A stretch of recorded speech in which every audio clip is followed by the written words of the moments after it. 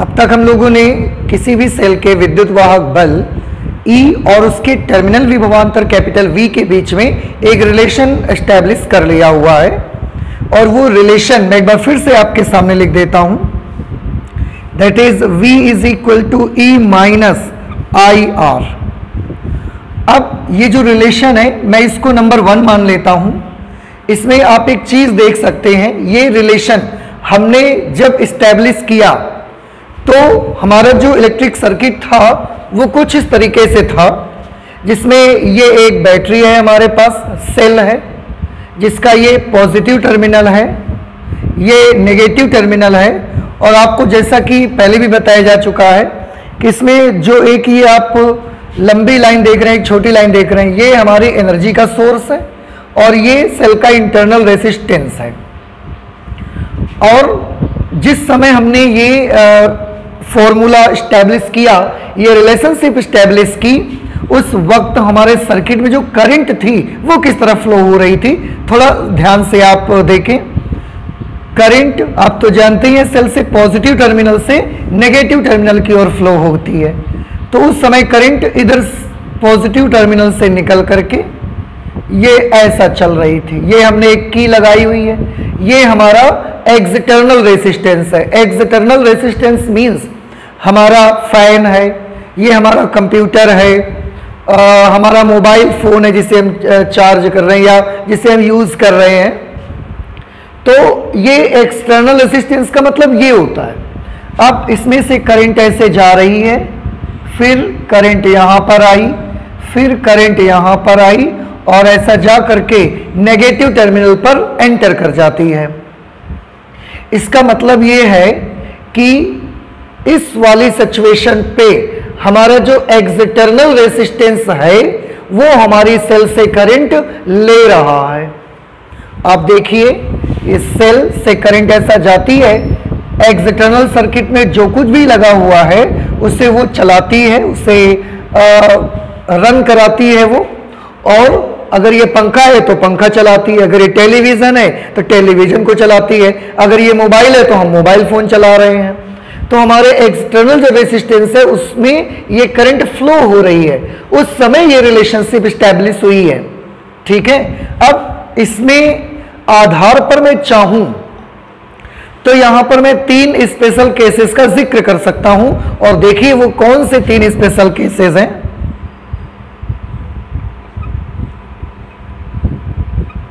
Special cases, first special case ये है कि जब बाह्य परिपथ में सेल से धारा ली जा रही है। पहला, जब सेल से बाह्य परिपथ, हमारा जो एक्सटर्नल सर्किट है, बाह्य परिपथ में धारा ली जाती है,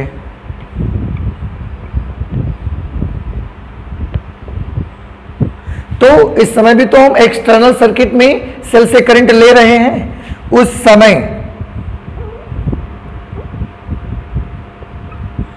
तब V is equal to E minus I R, ये रिलेशनशिप हमने बनाई। अब इसमें एक चीज देख सकते हैं बेटा, ये इलेक्ट्रोमोटिव फोर्स है, EMF है, ये टर्मिनल पोटेंशियल डिफरेंस है।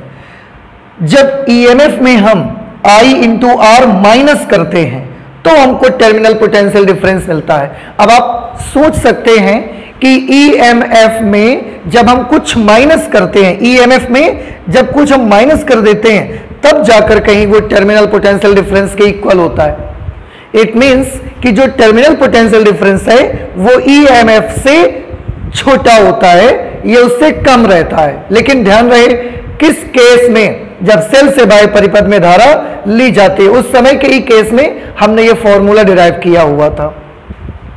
तो मैं यहां पर लिख सकता हूं,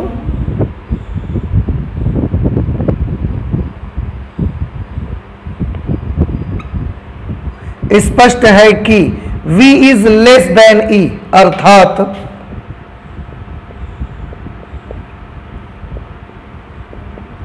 इस स्थिति में अर्थात इस स्थिति में सेल का टर्मिनल विभवांतर, इस स्थिति में सेल का टर्मिनल विभवांतर कैपिटल V सेल के विद्युत वाहक बल शॉर्ट में ऐसे लिख देते हैं, जिससे आप E से रिप्रेजेंट करते हैं।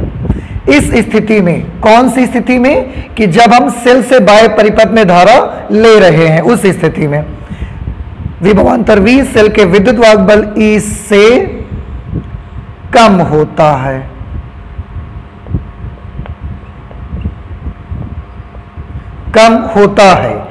तो पोटेंशियल, जो टर्मिनल पोटेंशियल डिफरेंस होगा वो EMF से उसकी वैल्यू कम आएगी, लेकिन केवल उस समय जब आप सेल से बाह्य परिपथ में धारा ले रहे होंगे।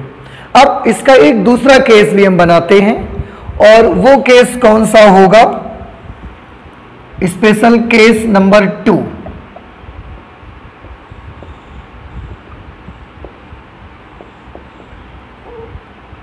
अब यहां पर इसको देखने के बाद हमारे मन में क्वेश्चन अराइज होता है कि जब सेल से बाह्य परिपथ में हम धारा लेते हैं उस समय जो टर्मिनल विभवांतर होता है वो विद्युत वाहक बल से छोटा होता है। तो क्या कभी ऐसा हो सकता है कि टर्मिनल विभवांतर क्या हमेशा ही छोटा होगा, या कभी इसकी वैल्यू विद्युत वाहक बल के बराबर भी हो सकती है या उससे बड़ी भी हो सकती है? तो आंसर है कि टर्मिनल विभवांतर का मान सेल के विद्युत वाहक बल के छोटा तो होता है, अभी अभी हमने देखा, पर बराबर भी हो सकती है और उससे बड़ा भी हो सकता है। कौन से केस में होगा, 1 बाय 1 उनको हम स्टडी करते हैं। स्पेशल केस नंबर 2 मैं लिखूंगा, जब सेल से बाह्य परिपथ में धारा नहीं लेते हैं। जब सेल से बाह्य परिपथ में धारा मतलब I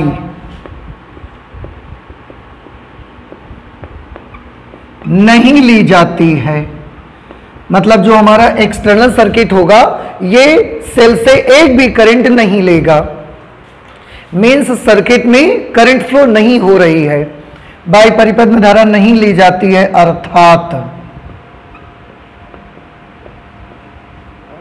परिपथ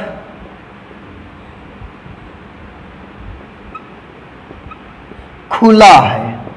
आप सभी बच्चों को याद होगा कि ओपन सर्किट और closed circuit. Open circuit means switched off, मैंने पहले भी इसका जिक्र किया है, that what is the meaning of open circuit.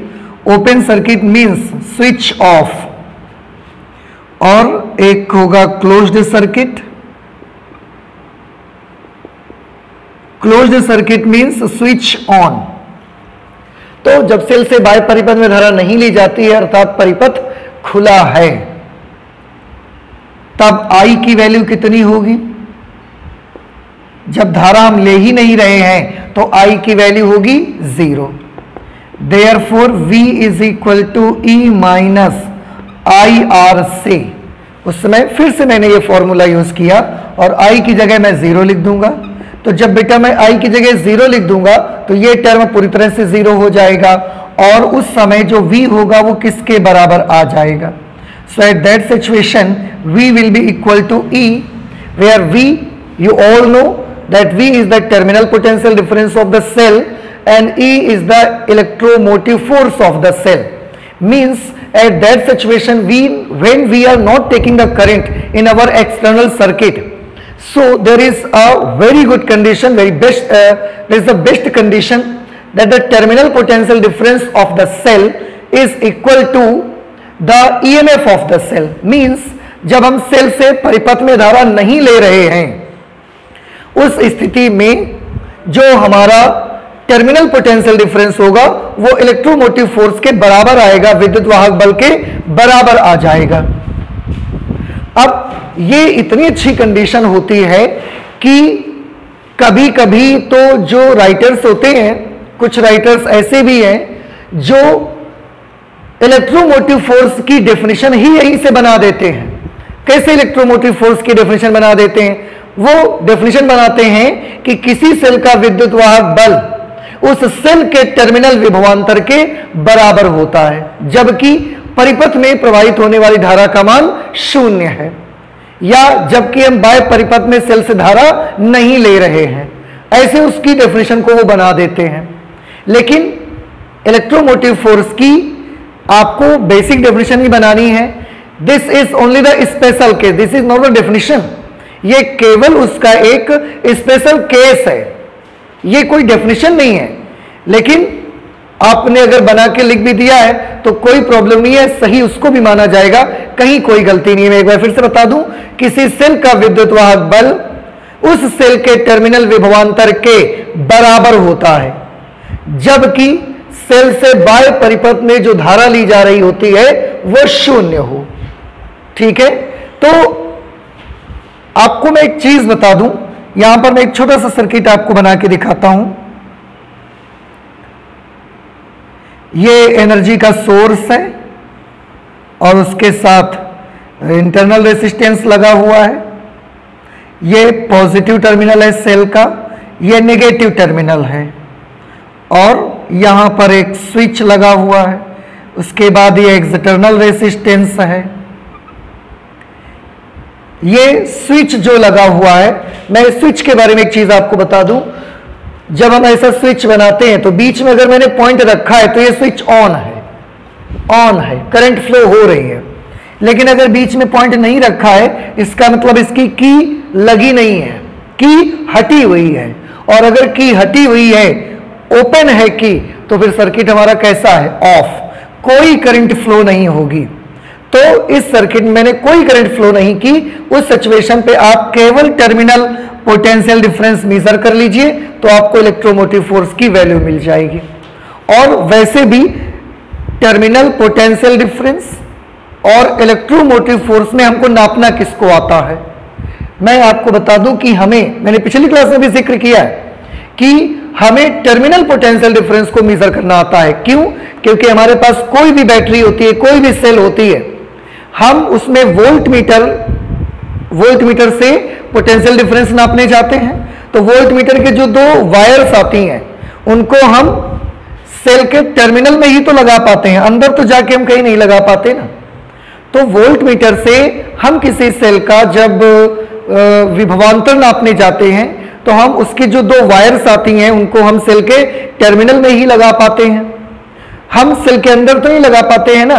तो अगर सेल के टर्मिनल में लगा पाते हैं तो फिर हमारे वोल्ट मीटर से सेल का ईएमएफ नहीं निकलेगा, हमारे वोल्ट मीटर से सेल का टर्मिनल विभवांतर निकलेगा। लेकिन अच्छाई यह है कि जिस समय आपने सर्किट को ओपन कर रखा हुआ है, सर्किट ऑफ कर रखा हुआ है, उस समय जब जाकर के आप इसमें लगा देंगे तो ये जितना भी रीडिंग आपको देगा वोल्ट मीटर, वो इस ई की रीडिंग होगी, वो वी की रीडिंग नहीं होगी।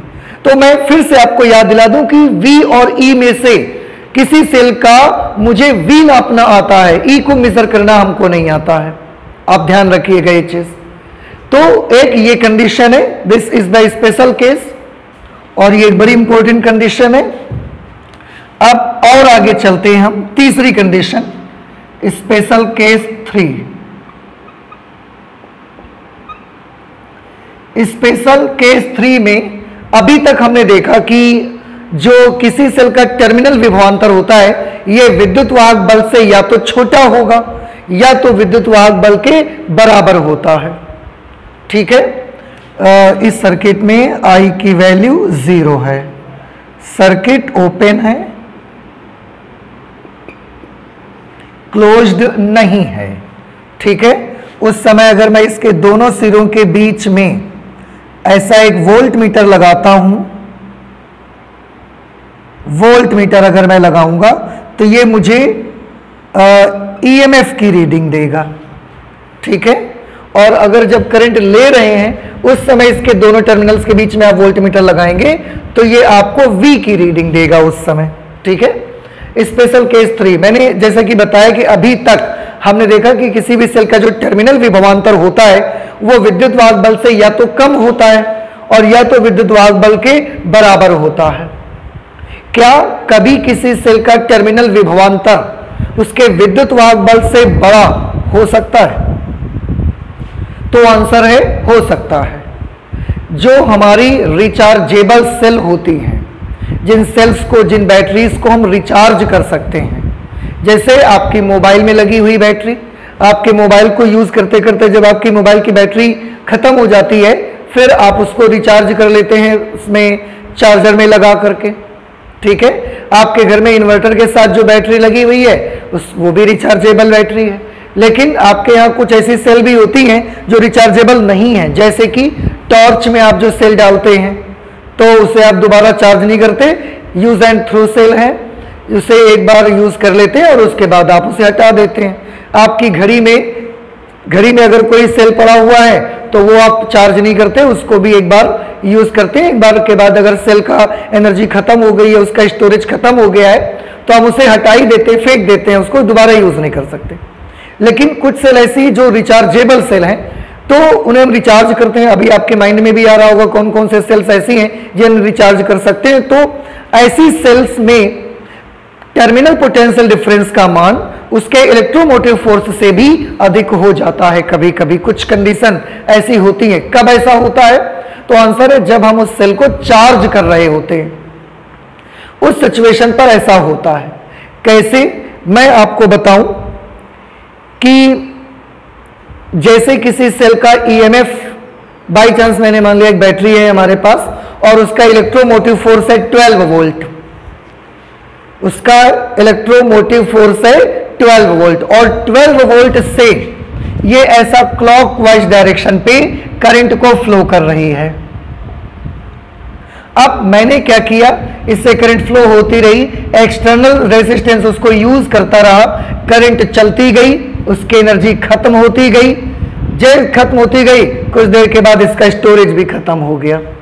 तो 12 वोल्ट की बैटरी है, मैंने मान लिया थोड़ी देर के लिए, और वो क्लॉकवाइज डायरेक्शन पे करंट को फ्लो कर रही है।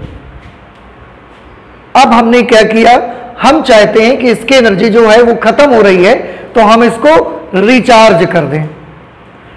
अब रिचार्ज करने के लिए मैंने क्या किया, इसके जो दोनों टर्मिनल्स हैं, तो हम इन दोनों टर्मिनल्स के बीच में उसमें चार्जर का चार्ज करने का, उसको रिचार्ज करने का हम एक सोर्स लगा देते हैं जाकर के। लेकिन क्योंकि हमें सेल को चार्ज करना है, रिचार्ज करना है उसको, अब 12 वोल्ट से वो ऐसा क्लॉकवाइज डायरेक्शन पे करंट फ्लो करवाती है। हम जो सोर्स इसमें लगाएंगे, हम चाहते हैं कि वो सोर्स जब भी लगे तो सेल के भीतर करंट को उल्टी डायरेक्शन पे फ्लो करवाए। अगर ये क्लॉकवाइज में फ्लो कर रहा है तो हम चाहते हैं जो भी सोर्स लगाएं वो एंटी क्लॉकवाइज डायरेक्शन पे करंट को फ्लो करवाए। उल्टी डायरेक्शन में करंट फ्लो होने से क्या होगा, उस सेल के भीतर जो भी केमिकल रिएक्शंस हैं वो सब केमिकल रिएक्शंस उल्टी दिशा में होंगी, उल्टी दिशा में होंगी, फिर से उसमें एनर्जी स्टोर हो जाएगी। तो हम ये करना चाहते हैं, लेकिन ये काम हम कैसे कर सकते हैं? ऐसा करने के लिए अगर 12 वोल्ट की बैटरी है तो उसके दोनों टर्मिनल्स के साथ में मुझे उससे ज्यादा वोल्टेज वाला कोई सेल लगाना पड़ेगा, ज्यादा पोटेंशियल डिफरेंस की कोई डिवाइस लगानी पड़ेगी। क्यों? क्योंकि हमने पढ़ा हुआ है कि करंट हमेशा हाई पोटेंशियल से लो पोटेंशियल जाती है। अब अगर ये 12 वोल्ट की सेल है और आप यहां 6 वोल्ट का सोर्स लगा देंगे, ये 12 वोल्ट की सेल 6 वोल्ट का सोर्स लगा देंगे तो ये सेल उसको खुद चार्ज करना स्टार्ट कर देगी। तो अगर ये 12 वोल्ट की बैटरी है तो आप यहां जाकर के कम से कम 15 वोल्ट की बैटरी लगा दीजिए इसके दोनों टर्मिनल्स के बीच। अब क्या होगा, ये 15 वोल्ट की जो बैटरी लगाएंगे, अब ये उल्टी दिशा में इसमें करंट को फ्लो करवाएगी, उल्टी दिशा में करंट को फ्लो करवाएगी। और जब जैसे हमने लगाया 12 वोल्ट से क्लॉकवाइज डायरेक्शन में करंट फ्लो करती है, हमने उल्टा लगा करके एंटी क्लॉकवाइज डायरेक्शन पे उसमें 15 वोल्ट लगा दिया, तो कितना वोल्ट एक्स्ट्रा से इसमें करंट आएगा? 3 वोल्ट। और किस दिशा में आएगा? Anti clockwise. क्यों? क्योंकि 15 वोल्ट वाले का फोर्स ज्यादा होगा, तो उसमें उल्टी दिशा में करंट फ्लो होना स्टार्ट हो जाएगी। और जब करंट उल्टी दिशा में फ्लो होगी तो वो सेल रिचार्ज हो जाएगी।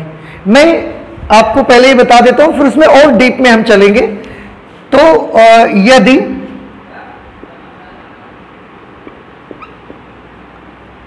सेल को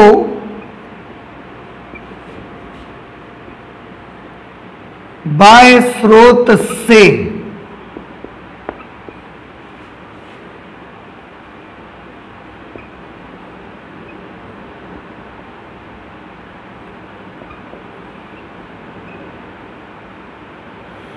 यदि सेल को बाह्य स्रोत से पुनर्आवेशित मीन्स रिचार्ज करते हैं, तब हमारी जो करंट फ्लो होती है, अभी आपने देखा उल्टी दिशा में करंट फ्लो होती है।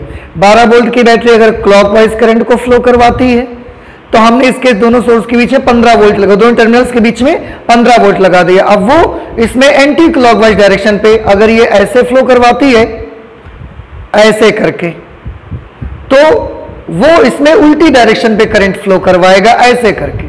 ठीक है, तो उस समय I की वैल्यू कितनी हो जाएगी?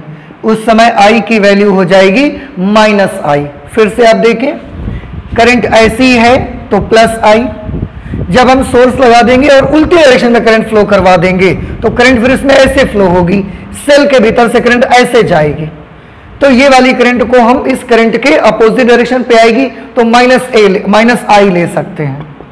Therefore V is equal to E -IR से E - I की जगह पर -I इंटू R, इस तरह से E माइनस प्लस हो गया I इंटू R, और हमने क्या देखा कि यहां पर प्लस साइन हो गया।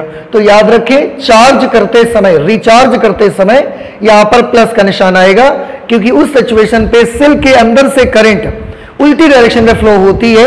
अगर नॉर्मली करंट सेल के भीतर माइनस से प्लस फ्लो होती है, तो रिचार्ज करते समय करंट सेल के भीतर प्लस से माइनस फ्लो होती है। और ये इक्वेशन मुझे मिलती है। अब इस इक्वेशन पे आप देख सकते हैं, इलेक्ट्रोमोटिव फोर्स में जब कुछ हमने प्लस किया तब ये टर्मिनल पोटेंशियल डिफरेंस के बराबर आया। इट मींस जो टर्मिनल पोटेंशियल डिफरेंस है वो इलेक्ट्रोमोटिव फोर्स से ज्यादा है।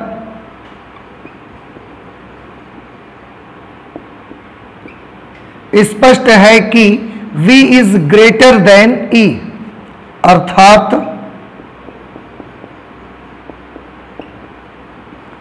सेल का टर्मिनल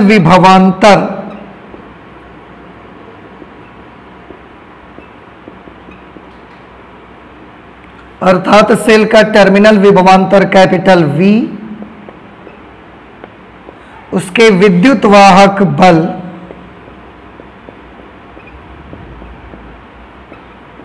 E से अधिक होता है,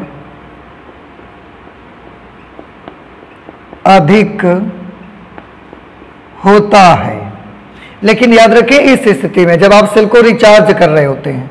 ठीक है, अब ये कैसे हो जाता है, मैं थोड़ा सा आपको इसको एक फिगर से समझाना चाहता हूं।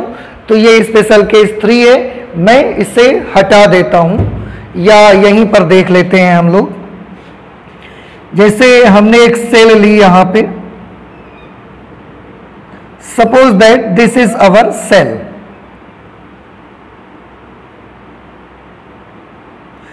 आपने सेल का एक नॉर्मल जो देखा हुआ है आकार उसका, उसकी आकृति वो इस तरीके की लगभग होती है, जिसमें एक तरफ कैपदार होता है, एक तरफ कैप लगी होती है, एक तरफ फ्लैट सरफेस होती है। कैप जिधर लगी होती है ये सेल का पॉजिटिव टर्मिनल है, और फ्लैट सरफेस जिधर लगी हुई है ये सेल का नेगेटिव टर्मिनल है। अब इससे हम एक्सटर्नल सर्किट पे करंट ले रहे हैं, suppose this is our mobile phone.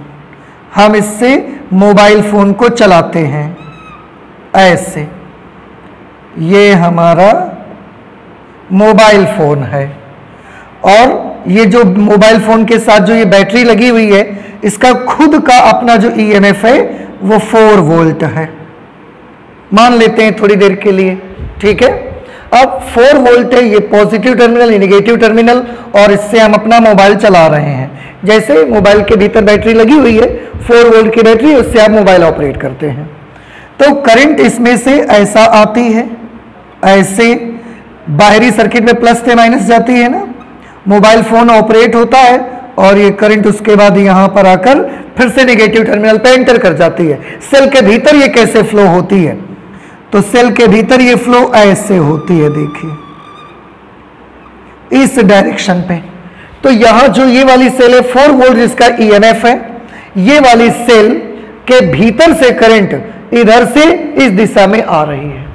अब मैं इस सेल को क्या करना चाहता हूं, चार्ज करना चाहता हूं, उसे मैं रिचार्ज करना चाहता हूं। तो रिचार्ज करने के लिए मैं क्या करूंगा, आप थोड़ा ध्यान से देखिए। 4 वोल्ट इसका खुद का अपना ईएमएफ है। मैं इस सेल के दोनों सिरों के बीच में एक अपना एक्सटर्नल सोर्स लगा दूंगा। लेकिन आपने अभी अभी देखा कि वो एक्सटर्नल सोर्स कैसा होना चाहिए। क्या वो एक्सटर्नल सोर्स का ईएमएफ 4 वोल्ट के बराबर होना चाहिए, या 4 वोल्ट से कम होना चाहिए, या 4 वोल्ट से ज्यादा होना चाहिए। वो जिस चार्जर से आप इसको चार्ज करेंगे, जो आप एक्सटर्नल सोर्स यहां पर लगाएंगे, उस एक्सटर्नल सोर्स का ईएमएफ इस बैटरी के 4 वोल्ट से कम होना चाहिए, ज्यादा होना चाहिए कि बराबर होना चाहिए। तो अभी अभी हमने बात की थी कि हम इस सेल में उल्टी दिशा में करंट फ्लो करवाना चाहते हैं, और अगर आप उल्टी दिशा में करंट फ्लो करवाना चाहते हैं, so the voltage of our charger should be greater than the EMF of the battery. हमारा चार्जर जो होना चाहिए उसका जो वोल्टेज हो, उसका जो ईएमएफ हो, वो बैटरी के ईएमएफ से ज्यादा ही होना चाहिए। क्यों? क्योंकि हम इसमें उल्टी दिशा में करंट को फ्लो करवाना चाहते हैं। अगर ऐसा नहीं होगा तो करंट उल्टी दिशा में फ्लो नहीं हो सकती है। तो यहां पर हमने अपना एक चार्जर लगा दिया, ये हमने लगा दिया चार्जर।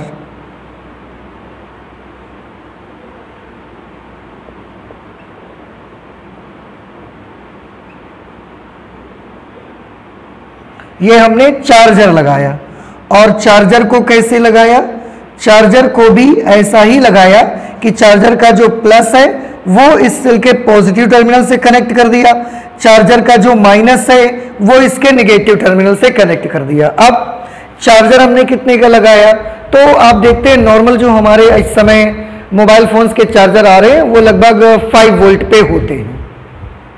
उनका जो आउटपुट होता है चार्जर का वो 5 वोल्ट का होता है। तो ये मैंने लगाई 5 वोल्ट की चार्जर। तो 4 वोल्ट की हमारी ये मोबाइल की बैटरी थी, 5 वोल्ट का चार्जर हमने अब लगा दिया इस पे। अब क्या होगा देखिए, अब ये चार्जर भी तो प्लस से माइनस करंट को फ्लो करेगा। अब इसका प्लस टर्मिनल यहां है तो ये ऐसे करंट को फ्लो करेगा। जब ऐसे करंट को फ्लो करेगा, इसमें करंट इधर से इधर जाएगी।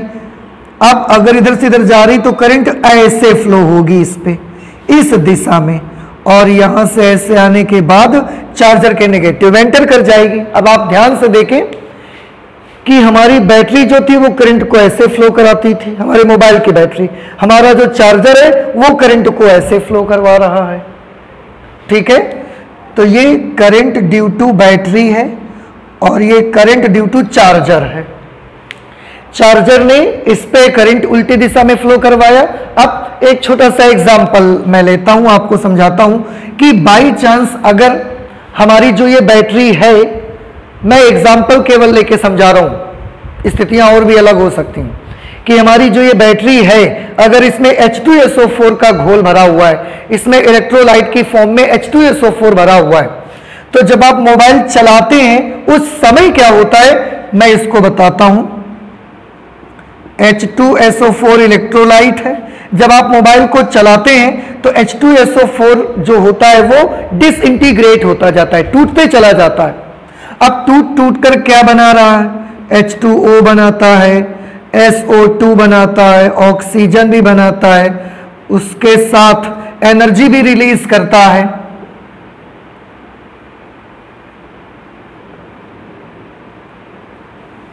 एनर्जी भी हमको देता है। तो जब हमने उसमें इलेक्ट्रोलाइट की फॉर्म में H2SO4 है, मैं इससे मोबाइल चला रहा हूं, अभी मैं चार्ज नहीं कर रहा हूं। मोबाइल चलाते जाते हैं तो जो इसके अंदर का घोल होता है, मैंने पहले भी बताया कि सेल या बैटरी से एनर्जी देता कौन है, क्या टर्मिनल से देते हैं या इलेक्ट्रोलाइट देता है, तो आंसर इलेक्ट्रोलाइट देता है। कैसे देता है, तो इलेक्ट्रोलाइट ब्रेक होता जाता है लगातार और हर ब्रेकिंग में हमको एनर्जी देता है। ठीक है, और उसी एनर्जी से हमारा ये मोबाइल फोन चलते चला जाता है। अब अगर हम मोबाइल फोन को बहुत देर तक चलाते रहेंगे लगातार, तो चलाते चलाते H2SO4 डिसइंटीग्रेट होता रहेगा। अब डिसइंटीग्रेट होते होते होते होते एक कंडीशन ऐसी आ जाएगी जब सेल में भरा पूरा का पूरा H2SO4 डिसइंटीग्रेट हो जाएगा। अब सेल के भीतर और H2SO4 नहीं बचा हुआ है टूटने के लिए। अगर और H2SO4 नहीं बचा है तो ये वाली प्रोसेस क्या हो जाएगी, खत्म हो जाएगी। अगर ये वाली प्रोसेस खत्म हो जाएगी तो आपको एनर्जी मिलना भी बंद हो जाएगी और आपका मोबाइल चलना बंद कर देगा। फिर हम बोलते हैं कि हमारे मोबाइल की बैटरी डिस्चार्ज हो गई है।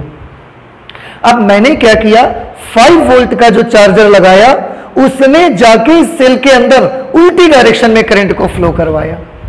उल्टी डायरेक्शन में करंट को फ्लो करवाया मतलब उसने क्या करवाया, उसने यही रिएक्शन उल्टे दिशा में करवाई, यही रिएक्शन उल्टी दिशा में करवाई।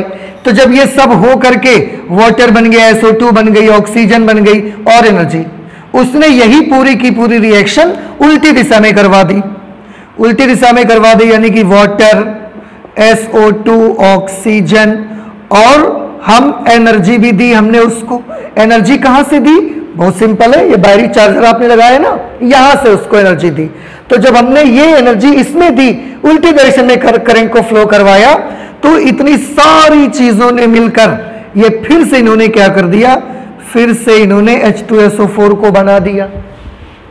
ठीक है, अब जो H2SO4 जब हम मोबाइल यूज कर रहे थे तो डिसइंटीग्रेट होकर पूरी तरीके से खत्म हो गया था, हमारे मोबाइल की बैटरी डिस्चार्ज हो गई थी क्योंकि हमारे पास उस बैटरी के भीतर और ज्यादा H2SO4 नहीं बचा था। लेकिन जब हमने चार्जर लगा के उल्टी दिशा में करंट फ्लो करवाई तो उसने एनर्जी दे करके ये पूरी रिएक्शन उल्टा कर दी और फिर से हमारे बैटरी के भीतर बहुत सारा H2SO4 उसने क्रिएट कर दिया, बहुत सारा H2SO4 बना दिया। तो हमारी बैटरी डिस्चार्ज क्यों हो गई थी, क्योंकि पूरा का पूरा H2SO4 डिसइंटीग्रेट हो गया था। लेकिन चार्जर लगाने के बाद फिर से तो पूरा का पूरा H2SO4 हमारे पास आ गया। अगर आ गया इसका मतलब हमारी बैटरी फिर से H2SO4 को डिसइंटीग्रेट करके तोड़ करके एनर्जी प्राप्त करने के लिए फिर से रेडी है। लेकिन ऐसा तभी होगा जब आप उल्टी डायरेक्शन पे करंट फ्लो करवाएंगे और ज्यादा वोल्टेज वाले चार्जर को लगाएंगे। यहां पर अगर आपने 4 वोल्ट का ही लगाया तो ये करंट को उल्टी दिशा में फ्लो नहीं करवा पाएगा, क्योंकि दोनों का वोल्टेज बराबर हो जाएगा और वोल्टेज बराबर हो जाने से करंट का फ्लो बंद हो जाएगा। अगर चार्जर का वोल्टेज कम होगा तो इससे खुद इसी में आने लगेगी करंट, इसलिए चार्जर का वोल्टेज बैटरी के वोल्टेज से हमेशा ज्यादा होना चाहिए। ठीक है, तो बैटरी हमारी चार्ज हो गई। लेकिन हमारे सवाल का जवाब नहीं मिला कि क्या टर्मिनल पोटेंशियल डिफरेंस EMF से ज्यादा है। अब आप ध्यान से देखिए, इस सिचुएशन पे अगर आप सेल के दोनों टर्मिनल्स के बीच का पोटेंशियल डिफरेंस नापने जाएंगे तो आपको कितना मिलेगा। आपने चार्जर लगा रखा है ना 5 वोल्ट का, आपको ये 5 वोल्ट मिलेगा। ठीक, अब बताइए सेल का EMF कितना था, जो बैटरी थी उसका विद्युत वाहक बल कितना था, तो उसका खुद का विद्युत वाहक बल कितना था, 4 वोल्ट। ठीक है, फिर से सुनिए मेरे सवाल को, मैंने क्या बोला कि अब जब आप यहां पर वोल्ट मीटर लगा करके टर्मिनल पोटेंशियल डिफरेंस नापने जाएंगे, ये आपको कितना मिलेगा, ये आपको 4 नहीं मिलेगा, 5 मिलेगा। टर्मिनल में लगा के रखा है ना हमने इसको, तो ये आपको 5 मिलेगा। ठीक है, और बैटरी का अपना खुद का EMF कितना था, बैटरी का अपना खुद का EMF है 4 वोल्ट। अब आप सोचिए कि टर्मिनल पोटेंशियल डिफरेंस है 5 वोल्ट, EMF है 4 वोल्ट, तो टर्मिनल पोटेंशियल डिफरेंस जो है वो EMF से ज्यादा हुआ कि नहीं हुआ। तो ये कंडीशन जब हम सेल को रिचार्ज करते हैं उस समय सेल का टर्मिनल पोटेंशियल डिफरेंस उसके विद्युत वाहक बल से अधिक होता है। मैंने यहां लिखा अर्थात सेल का टर्मिनल विभवांतर उसके विद्युत वाहक बल से अधिक होता है। लेकिन कब, जब सेल को बाह्य स्रोत से पुनर्आवेशित करते हैं, रिचार्ज कर रहे होते हैं आप तब। ठीक है, अब इतनी सारी चीज आप समझ गए हैं।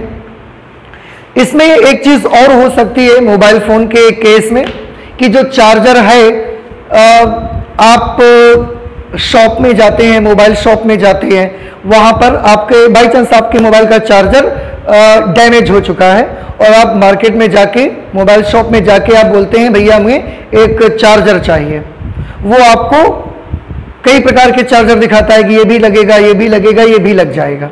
उसमें से वो एक चार्जर आपको दिखाता है 5 वोल्ट का, एक चार्जर दिखाता है 5.5 वोल्ट का, एक चार्जर दिखाता है आपको 6 वोल्ट का। तीनों चार्जर में क्या डिफरेंस है? जो 5 वोल्ट वाला चार्जर है, 5.5 वोल्ट वाला चार्जर है, 6 वोल्ट वाला चार्जर है, तीनों के तीनों मोबाइल बैटरी को चार्ज करेंगे। तीनों करेंगे क्योंकि तीनों का वोल्टेज बैटरी के ईएमएफ से ज्यादा है। लेकिन होगा क्या कि 5 वोल्ट वाला देर में चार्ज करेगा, उसको चार्ज करने में 4 घंटे लगेंगे, 5 घंटे लग जाएंगे। उसमें एक दूसरा चार्जर जो है 5.5 वोल्ट का, उससे जब आप मोबाइल को चार्ज करेंगे तो वो सिर्फ 1 घंटे में चार्ज कर देगा पूरे मोबाइल को। इसके अलावा अगर मैं तीसरा चार्जर ले लेता हूं 6 वोल्ट का, तो वो सिर्फ 15 मिनट में चार्ज कर देगा आपके मोबाइल को। ये तीनों का फर्क है। इसके बाद तीनों के रेट में भी फर्क है। जो 6 वोल्ट का चार्जर है, जो केवल 15 मिनट में आपके मोबाइल को चार्ज कर देगा, वो केवल 50 रुपए का मिलेगा आपको। 5.5 वोल्ट वाला जो चार्जर है, जिसको 2 घंटे चार्ज करने में लगेंगे, वो आपको मिलेगा 150 रुपए का, 150 रुपए का मिलेगा। और एक जो 5 वोल्ट का चार्जर है 500 रुपए का आपको मिलेगा। चार्ज देर में करेगा, तो जो जितनी देर में चार्ज करता है वो उतना ही ज्यादा महंगा आपको मिलेगा।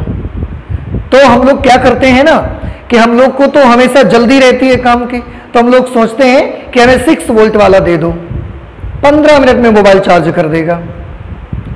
लेकिन 15 मिनट में चार्ज भी कर देगा और सस्ता भी मिल जाएगा, 50 रुपए में मिल जाएगा आपको।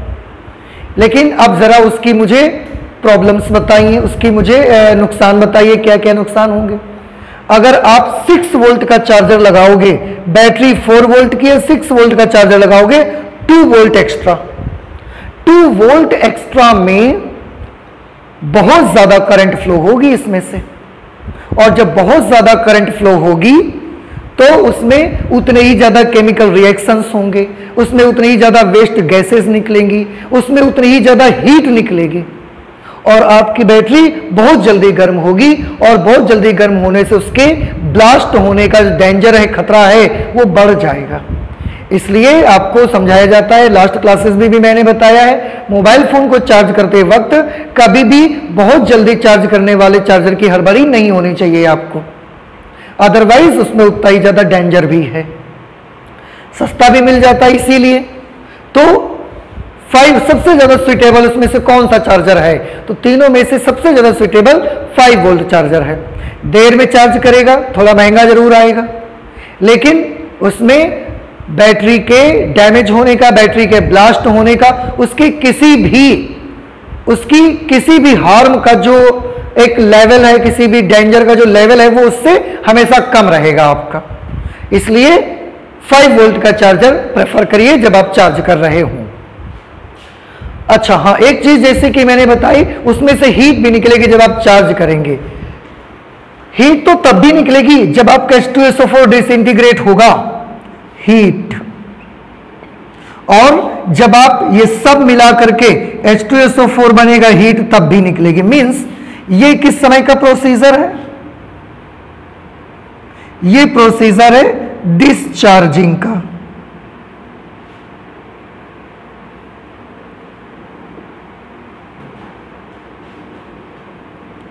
ये जो मैंने रिएक्शन बनाई है, ये डिस्चार्जिंग के वक्त की है,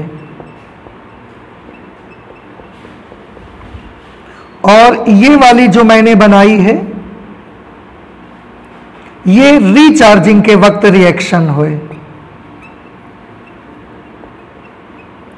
ये डिस्चार्ज होते हुए भी हीट निकलेगी, आप देखेंगे, और रिचार्ज होते हुए भी हीट निकलेगी। तो हीट का जो इजेक्शन होता है, हीट निकलने का जो प्रोसीजर होता है, ये तो बेटा बड़ा कॉमन प्रोसीजर है। हीट तो हर प्रोसेस में निकलती है।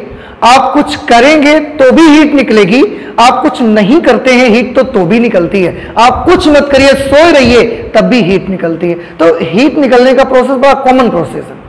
दुनिया में कोई भी वर्क होता है, कोई भी काम होता है, उस प्रोसेस में हीट निकलती ही निकलती है। और अगर आपके किसी भी प्रोसेस में हीट नहीं निकल रही है, इसका मतलब यह है कि दुनिया रुक गई है, वो चल नहीं रही है।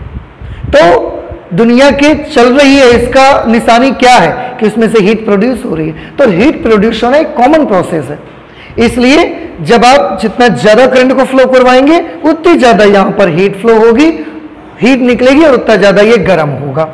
तो ये 3 केसेस हैं बेटा हमारे पास, जिसमें से एक केस में जो टर्मिनल पोटेंशियल डिफरेंस है वह ईएमएफ से छोटा है, एक केस में टर्मिनल पोटेंशियल डिफरेंस ईएमएफ के बराबर है, और एक केस में टर्मिनल पोटेंशियल डिफरेंस ईएमएफ से बड़ा भी है। किस समय बड़ा होता है? जब हम रिचार्ज करते हैं, और रिचार्जेबल सेल में ही केवल ऐसा होता है। जो सेल रिचार्जेबल नहीं होती उनमें ऐसा नहीं होता। और मैं एक चीज बता दूं, मैंने तो ये एग्जांपल लेके बता दिया है केवल आपको समझाने के लिए, अदरवाइज जिन इलेक्ट्रोलाइट्स में उल्टी दिशा में रिएक्शन नहीं हो सकती होगी, उन्हें हम रिचार्ज भी नहीं कर सकते। ध्यान रखिएगा। आप देख रहे हैं ना, इनमें पहले H2SO4 डिसइंटीग्रेट होकर ये सब बनाया, इसके बाद ये सब ने मिलकर H2SO4 बनाया। तो उल्टी दिशा में रिएक्शन आ गई ना। अगर उल्टी दिशा में रिएक्शन आ गई और इससे फिर H2SO4 बन गया, तो जो अभी इलेक्ट्रोलाइट H2SO4 था, जो इलेक्ट्रोलाइट उल्टी दिशा में रिएक्शन करने से नहीं बनते होंगे, उनसे हम रिचार्जेबल सेल भी नहीं बना सकते हैं। ठीक है, ये भी आपको याद रखना है। तो आपको ध्यान रखना है कि रिचार्जेबल सेल में ऐसा इलेक्ट्रोलाइट आप डालें जो इलेक्ट्रोलाइट रिवर्सिबल रिएक्शन कर सकता हो, क्योंकि जिस इलेक्ट्रोलाइट में रिवर्सिबल रिएक्शन नहीं होगी उसको आप रिचार्ज नहीं कर पाएंगे। ठीक है, एक छोटी सी चीज बेटा और इसमें है, और उस छोटी सी चीज के बाद हम इसको रोक देंगे। वो छोटी सी चीज क्या है, चलिए 2 मिनट में हम उसको देख लेते हैं। एक फॉर्मूला होता है सेल का इंटरनल रेसिस्टेंस का।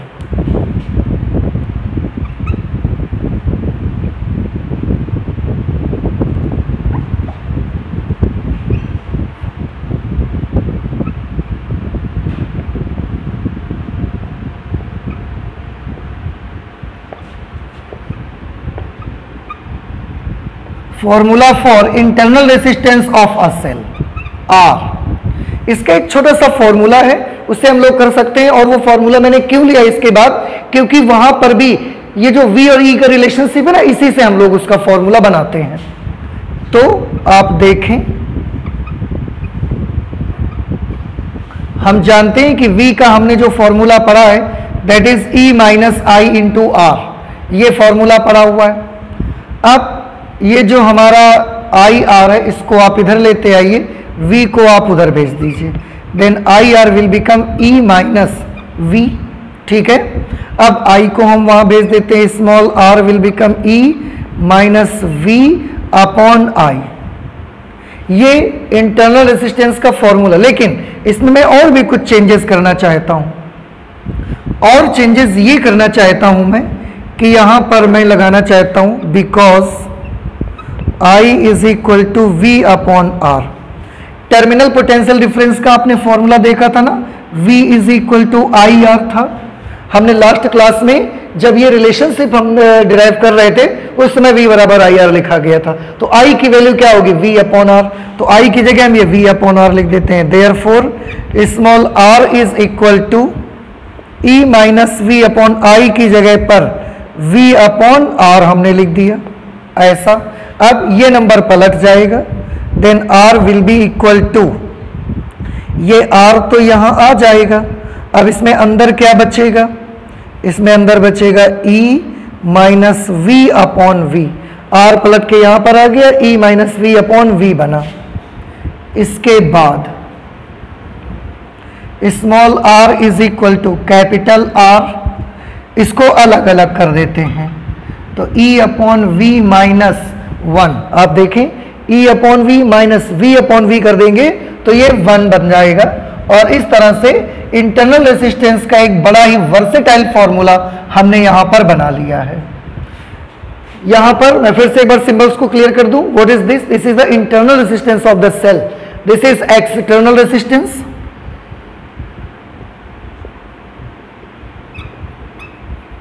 Internal resistance resistance.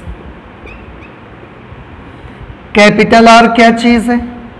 External resistance है।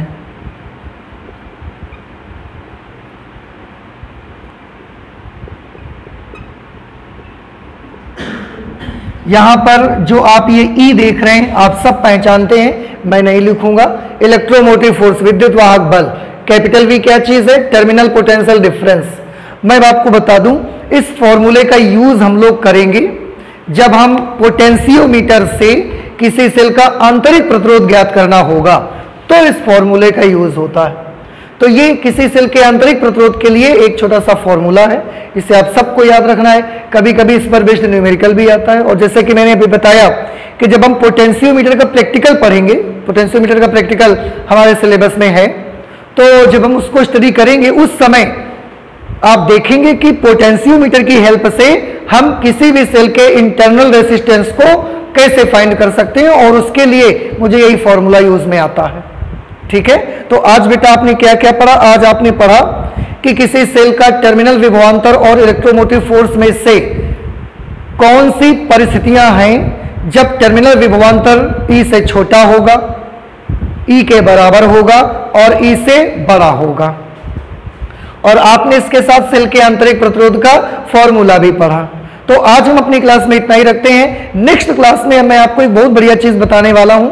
आंतरिक प्रतिरोध की वजह से ही आप देखते हैं हमारे घरों के जो इलेक्ट्रिकल सर्किट होता है, इसमें कुछ खास तरीके का परिवर्तन आप देखते हैं। वो परिवर्तन क्या है इसको जानते हैं नेक्स्ट क्लास में। तो आज हम इतना ही रखते हैं, चलते हैं, मिलते हैं नेक्स्ट क्लास में।